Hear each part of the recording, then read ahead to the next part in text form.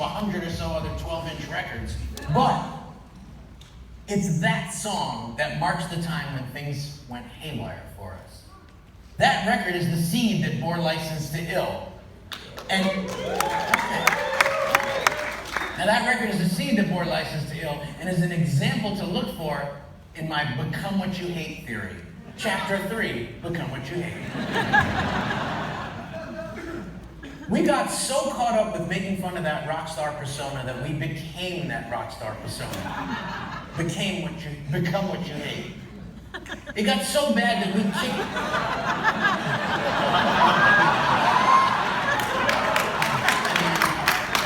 Wow, Adam. Yeah. You're doing you right there. Listen, it got so bad that we kicked Kate out of the band because she didn't fit into our new tough rapper guy identity. Now, how fucked up was that? When Beastie Boys began, the majority of our group of friends were girls, like the coolest girls. And it's really embarrassing to think that we let them down. Now, maybe Kate would have eventually just quit the band because we were starting to act like a bunch of fucking creeps. But it's just shitty the way it all happened.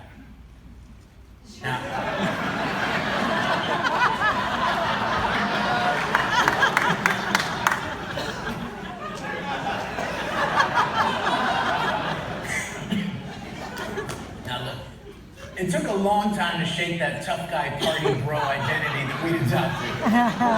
But looking back on it now, it was exciting making rock hard.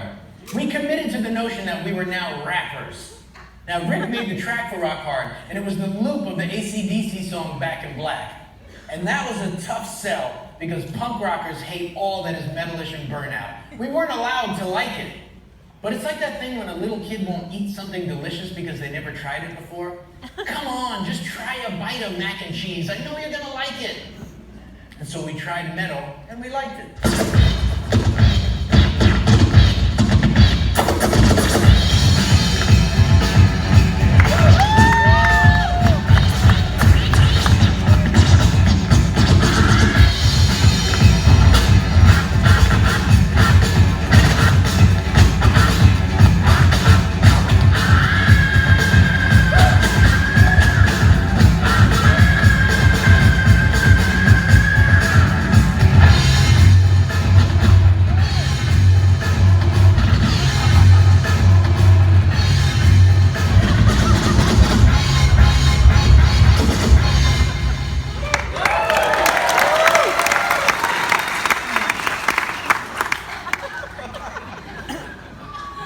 Going on.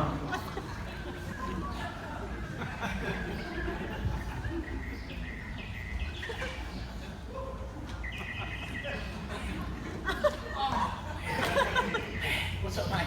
Oh. What? What are you doing? Oh, Adam, Bisou, how are you? What are you doing? Oh, I'm making a painting right now. Yeah, I know you're making a painting, but why a naked picture of yourself? Oh, no, Adam, this is, Why are you French? the painting thing. Oh, Anyway, you know where this is. This is the apartment Yauk and I used to share in Chinatown, 59 Chrissy Street. Hello, it wasn't the nicest place, okay? So the bathtub was in the kitchen. Oh, okay, so Adam and Mike had an apartment in Chinatown in '85, and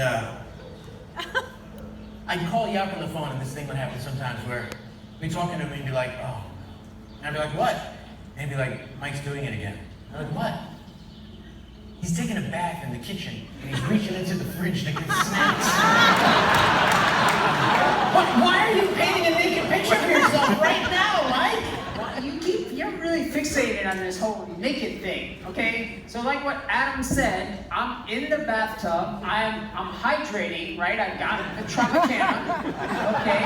I'm also exfoliating, taking off, removing the dead skin cells, maybe some peach mango scrub. And, that's right, I'm handling my hygiene, and when you look very carefully at it, which I know you don't want to do, Keep looking at it. I'm moisturizing my situation and preserving my sexy. Gross. What's gross? My sexy? Is that gross to you? Yeah, My sexy's gross to you. a little bit. So you have an issue with just overall sexiness. Me? Yes, you. I have a problem with sexy. Obviously. I have a problem with sexy. Big Smash the mic, let's go.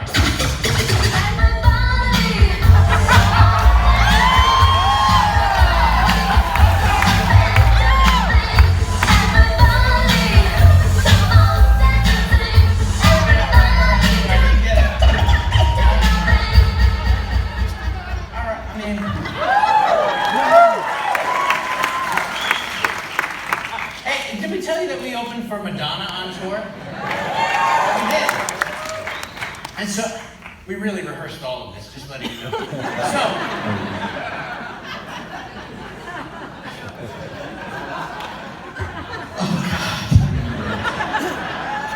So, the story of how we opened for Madonna in 1985 is as follows. One day, Russell Simmons gets a call from Freddie DeMann, Madonna's manager. And he asked Russell, he said, hey, would Run DMC like to open for Madonna on her first ever tour? And Russell said, yes, they get 20 grand a night. Freddie DeMann said, no, thanks. But he called back a couple hours later and he was like, hey, Russell, do you think the Fat Boys would want to go on tour with Madonna? And Russell said, no, they're busy. They can't do it. Now, Russell never managed the Fat Boys.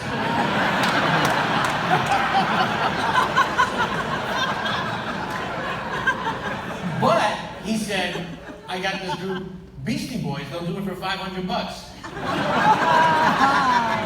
And the next thing you know, we're at the Four Seasons Hotel in Seattle, getting ready to start a tour with Madonna. So before the tour started, we talked about a game plan with Rick and Russell. What could we do that would make these people remember us? It certainly wasn't going to be on microphone mastery. Our big idea was that we were going to be as rude and awful as possible on stage. If we just went up there and just played a couple songs and said our thank yous and goodbyes, like, who'd care? Instead, we'd be memorable. Memorable fucking jerks. Become what you hate. More on that later. But for now, Chapter 4, the song that changed everything.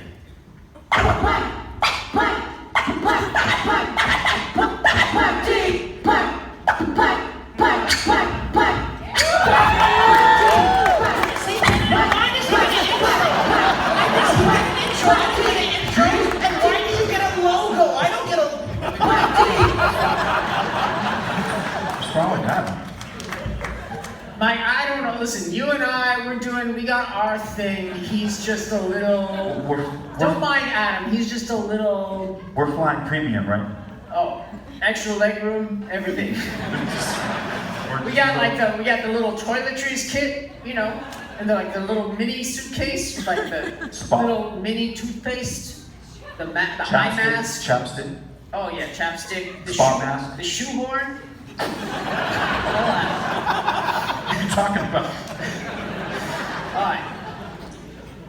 Now, our creative process, it really wasn't that complicated, right? So the three of us and Rick Rubin, we'd be walking down the street, you know, on an average nice day in New York City, and we'd just be saying some stupid shit. Like, one of us would say a random lyric from a song, like something like, all right, and then, you know, like maybe Ad Rock over there, he'd kind of walk like this, trying to be tough with like a limp, and he'd be like,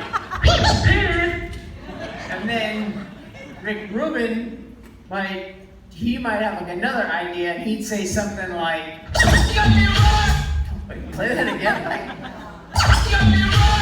exactly, and then all of us would look at each other kind of excited, like we have this big giant light bulb over all of our heads, and we'd be like, that's a record. That's a record. Exactly. And we are pretty lucky at this time because we would then get to go to this studio later that night called Secret Society or Chum King or whatever. Nobody else would really work there. And so we'd go in there. Oh, there's Adam there, there's Rick Rubin. We'd go into the studio, and Adam would be like, Rick had this drum machine called the DX, and Adam would be like, tap, tap, tap, tap, tap, tap, tap. Exactly, on the drum machine.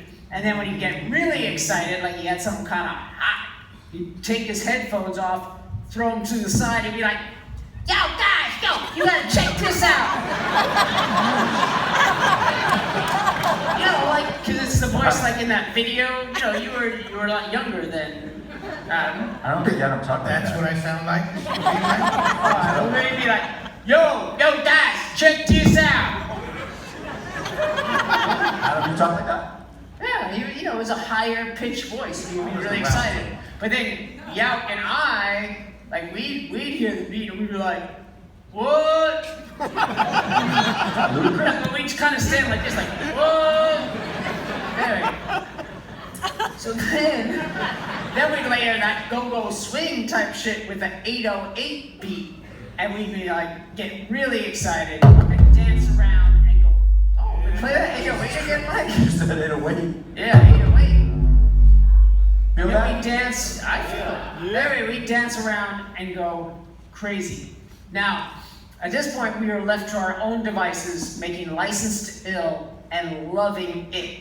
Okay? Instead of trying to act and sound like somebody else, like what we did on Rock Hard, now we're just trying to be ourselves, or rather, a fantasy version of ourselves.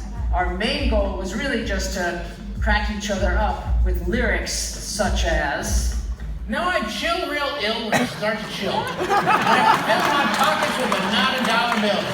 I'm sipping pints of ale at the windowsill. When I get my fill, I'm chilly chill.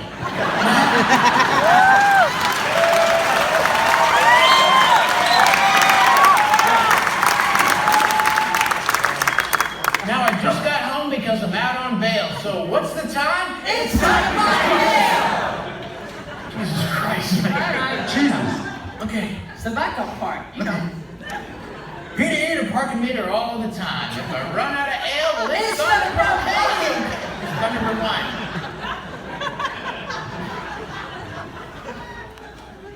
Milling, drinking, chicken, eating, dressed so fly. Got friends in high places that are keeping me high. I'm down with my D. My D!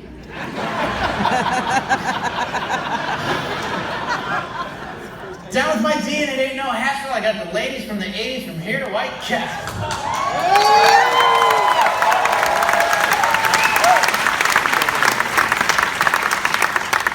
So anywho, that Rick Rubin guy, he comes by and we play it for him, and he kind of flips the fuck out.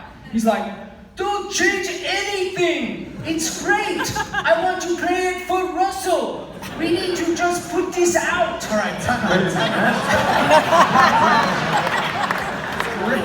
Did Rick, like, leave town for a while?